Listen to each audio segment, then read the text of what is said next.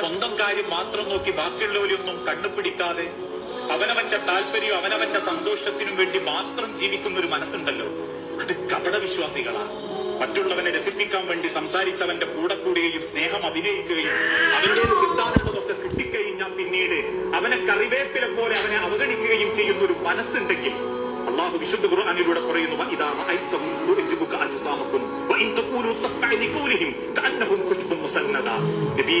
അത്തരക്കാരുടെ വാക്ക് കേട്ടാൽ നിങ്ങൾ ആകൃഷ്ടരായി പോകും.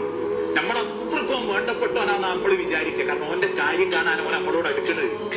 സ്വന്തം കാര്യം മാത്രം നോക്കി ബാക്കിയുള്ളവരൊന്നും കണ്ടുപിടിക്കാതെ അവനവന്റെ താല്പര്യവും അവനവന്റെ സന്തോഷത്തിനും വേണ്ടി മാത്രം ജീവിക്കുന്ന ഒരു മനസ്സുണ്ടല്ലോ, അത് കപടവിശ്വാസികളാണ്.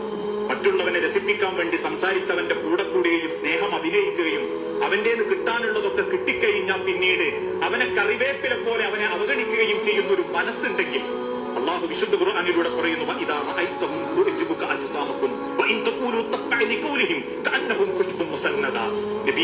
അത്തരക്കാരുടെ വാക്ക് കേട്ടാൽ നിങ്ങൾ ആകൃഷ്ടരായി പോകും. നമ്മളത്രക്കും വേണ്ടപ്പെട്ടവനാണ് നമ്മൾ വിചാരിക്കുക. കാരണം അവന്റെ കാര്യം കാണാൻ അവൻ നമ്മളോട് അടുക്കുന്നത്.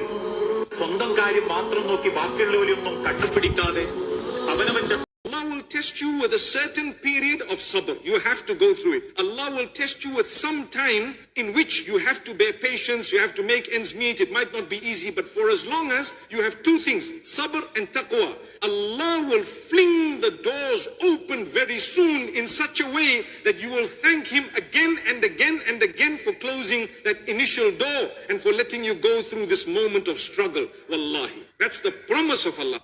Allah will test you.